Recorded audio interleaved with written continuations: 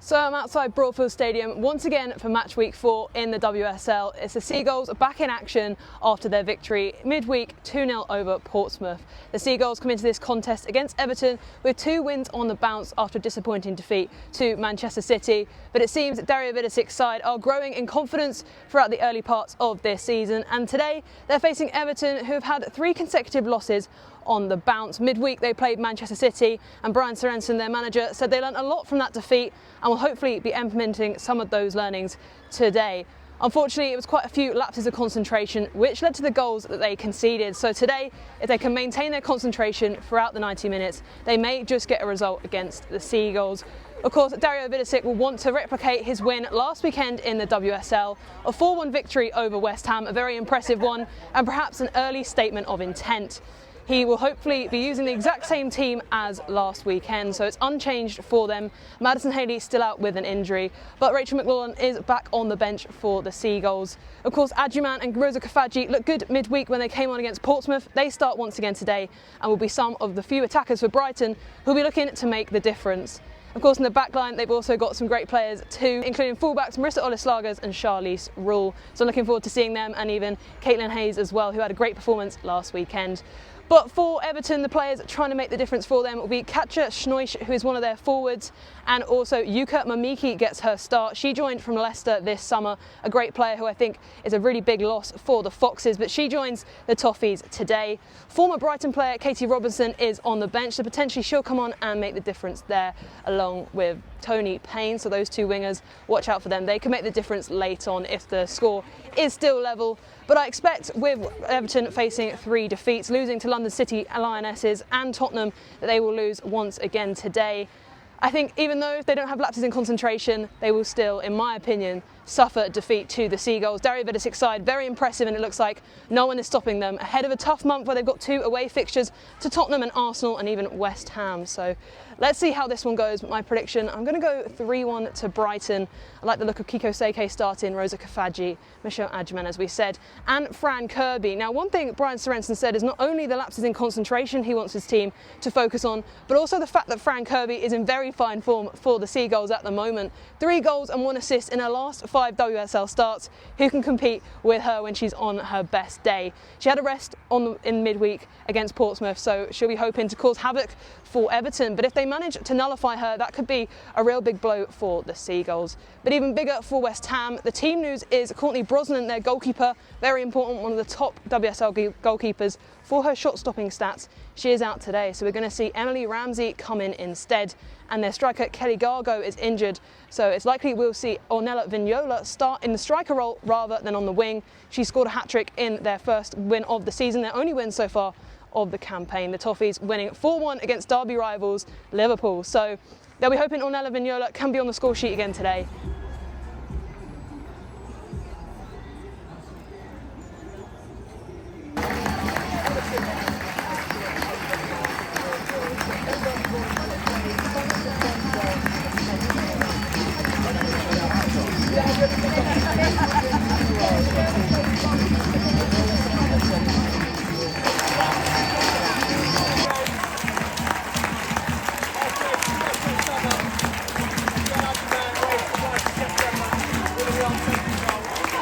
Going out for the Albion, score by number 9, Agyemang. In October for the Women's League Cup match against South. Just lastly, we talk about Fran and Michelle as 2 big signings, but also we've had Rosa Kafaji come in from Arsenal. What have you sort of seen from her on the training pitch? Because I feel like she's really growing as a player, and even today got an assist and almost came close to scoring herself.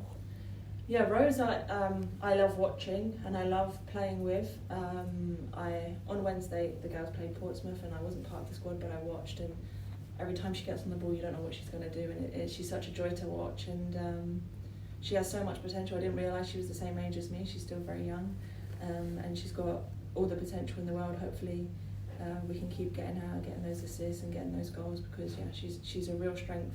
With regard to communication, the backline had a fantastic performance today, everyone defending, several vital clearances. How happy are you with that? Because obviously sometimes keeping a clean sheet can help you win those games where they're quite narrow.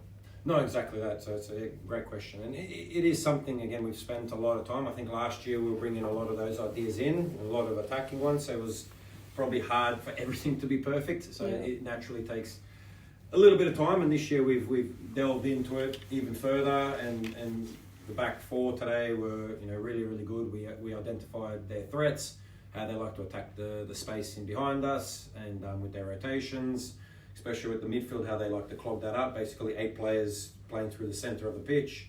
Fullbacks are the ones that provide the width. And then when do they go low? When do they go high?